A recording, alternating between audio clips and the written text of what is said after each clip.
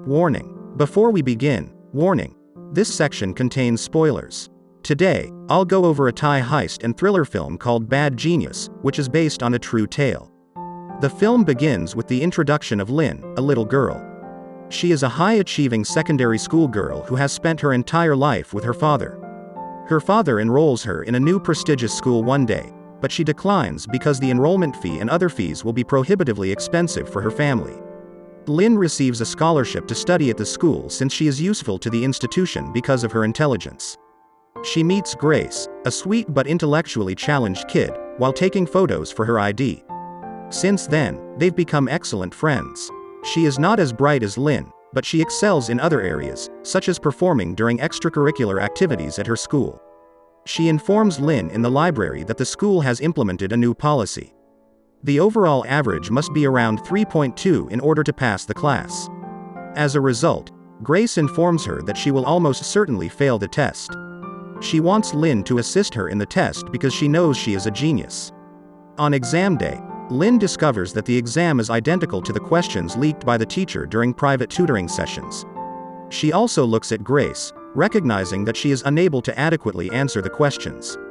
She resolves to assist Grace by writing the correct answers on an eraser and passing it to her with her shoes. They almost get caught by the teacher, but Lynn manages to sneak past it. Grace has a 3.87 GPA, whereas Lynn receives a 4.0 GPA. Grace invites Lynn to the pool party to congratulate her and celebrate their outstanding grades. Lynn meets Grace's boyfriend, Pat, there. Pat, on the other hand, is extremely wealthy.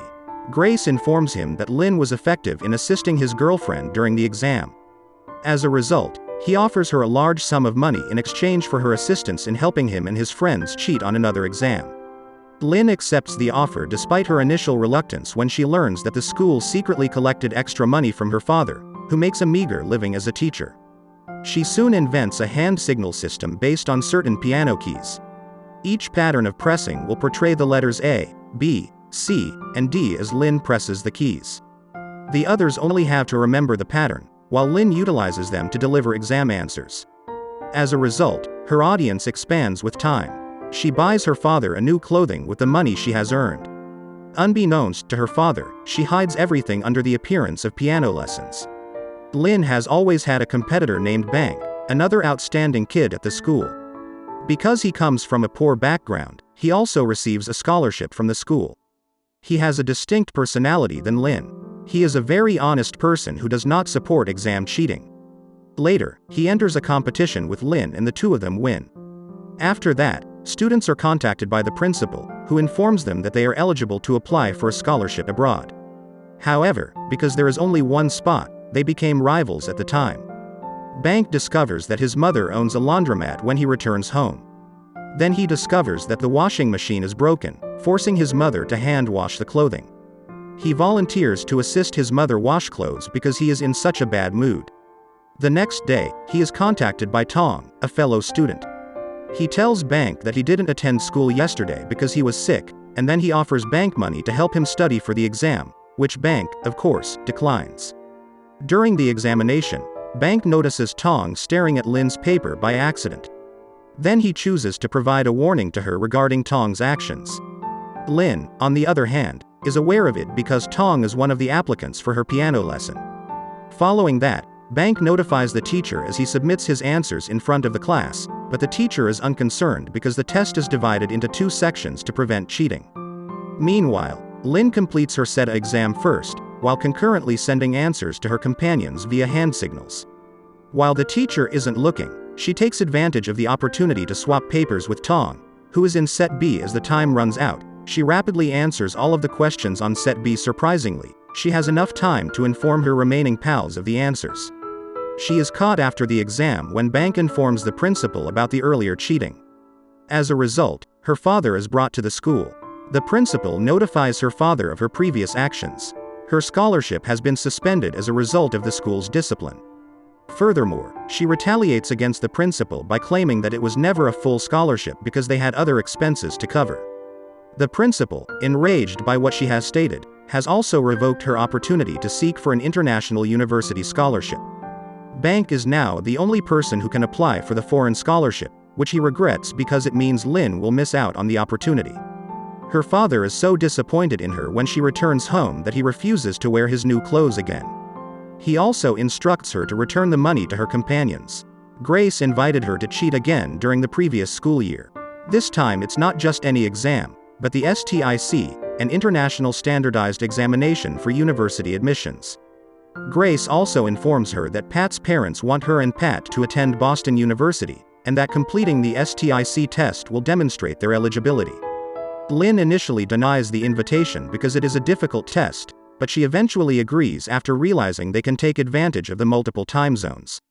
They hatch a wonderful scheme the next morning. Lynn can take the test in Australia, where it is given 4 hours earlier, then return to Thailand with the answers and sell them to other students who wish to take the test. She also claims that she can remember the majority of the answers. However, she will require assistance with the remaining questions. As a result, she requires someone with a capable memory for recalling the answers, which is Bank in this case. Aside from that, she already knows Bank will decline the invitation because he despises cheating. Bank is attacked by thugs in the street the night before his scholarship exam, and the next morning he is placed in a landfill, forcing him to skip the exam. Lynn learns of this and goes to Bank's house to offer him the job. He initially rejects her offer, but eventually accepts in exchange for the money he severely lacks. They make final preparations for the ultimate procedure that night. Both Lynn and Bank are expected to fly to Australia in order to get a jump start on the examinations. During break, they will go to the bathroom and hide their cell phone, which they will use to transmit the answers to Grace and Pat. Pat and Grace will print the answers in Thailand using barcodes printed on pencils. The pencils will then be distributed to their clients, who are STIC test participants in this scenario. On the eve of their flight, however, Pat reveals that he is the one who ordered the thugs to assault Bank in order to force him to join their scheme. Bank is outraged and strikes Pat right away. Pat then tries to apologize, but Bank becomes enraged and flees. Lynn, who is likewise caught off guard by the news, begins to second-guess her conduct and pursues Bank. He confronts Lynn, though, and tells her to finish what she started. As a result, they stick to their plan. They eventually make it to Sydney to take the test. Both of them finish their tests before the break in the first portion, giving them extra time to memorize their answers. During the break, however, Bank informs Pat and Grace that he needs to raise his portion in order to send his answers for them. Pat is first hesitant, but Grace persuades him to grant his desire. He then hands over half of the money and promises to send the balance once Bank has received the replies. Returning to Lynn and Bank, they complete their second parts well, but have issues during their second break. Bank's eccentricity of staying too long in the bathroom during break time has been noticed by the examining officer. Lynn, on the other hand, is late in sending her responses due to a line in the women's restroom. As a result, the officer catches Bank red-handed, but Lynn tries to flee, carrying her phone and putting it on her boots, eventually hiding it inside a water dispenser. She then moves on to the final section without Bank and must learn all of the answers on her own. She uses a pencil to make herself vomit because she is running out of time and then informs the officer that she is sick. She leaves early since she has memorized all of the answers. Meanwhile, the officer who captured Bank tries to track her down to see if they are linked. She sends the answers on her cell phone while being followed. When someone bumps into her, she almost forgets to send the last set of responses, but she manages to do so. After that, the officer finally apprehends her and invites her to accompany him for questioning. Bank urges her to leave him during the interview by denying that he knows her. Lynn is met warmly by Pat and Grace upon her return to Thailand, and she learns that their plot was a huge success, but she turns on them and refuses her half of the money due to her horrible experience in Sydney.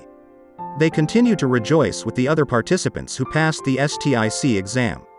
They also inform Lynn that Bank has already taken his part, but she then exits the group chat. Bank invites her to his home after some time has passed. He appears to have put his money into reviving his mother's washing business.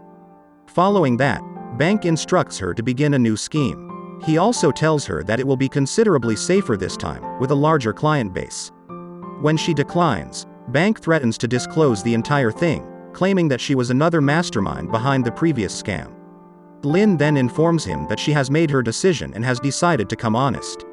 She later confesses her sins to her father, who consoles her and assists her in making amends by submitting a formal confession to the STIC organization. Thank you for watching. Please subscribe to see more videos like this, switch on notifications, and leave a like to support the channel.